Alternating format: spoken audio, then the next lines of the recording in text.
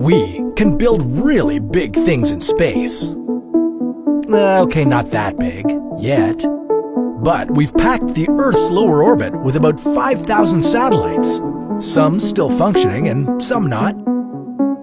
What if we could build a bigger, brighter satellite and put it into Earth's lower orbit? Something that would reflect so much sunlight that we'd never have to turn our lights on again. I'm talking about an artificial moon. How big could we possibly make it? And why would it be a bad idea to proceed with this space construction project? This is What If? And here's what would happen if we created an artificial moon. The largest satellite we've put into lower orbit, the International Space Station, is as long as a football field. We assembled it in pieces in several launches, and now it's revolving around the Earth, some 400 kilometers above us. How would we launch an artificial moon that's 10 times bigger than that and position it high above the Earth's surface? Most of the Earth's satellites in low orbit are operating just above the ISS. Some of them are parked in geostationary orbit about 35,000 kilometers above the Earth's equator.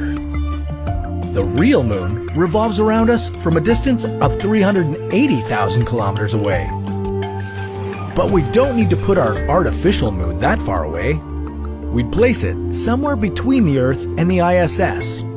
That's a good spot right there. We'd have to make sure it maintains a speed of 27,400 kilometers per hour.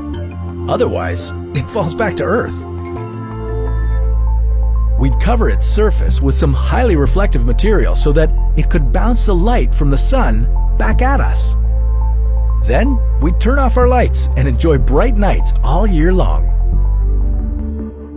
If you're not into falling asleep with the lights on, you'd need to get some very dark blinds for your bedroom.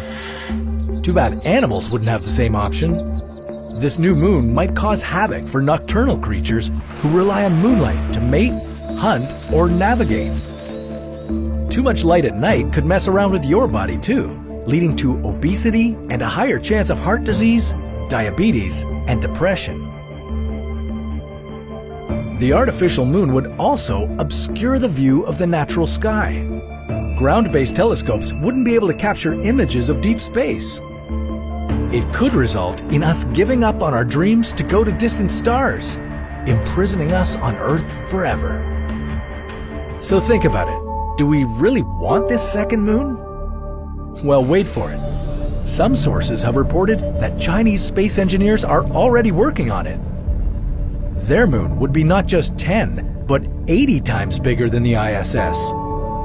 It would shine 8 times brighter than the natural moon, and it would supposedly save them $173 million a year in electricity bills. However, we haven't seen the actual plans or a development strategy, so don't be upset if an artificial moon doesn't appear in the sky sometime soon. We still like our natural, beautiful moon that we could colonize and use as a cosmic airport for future space travel. But that's a story for another What If.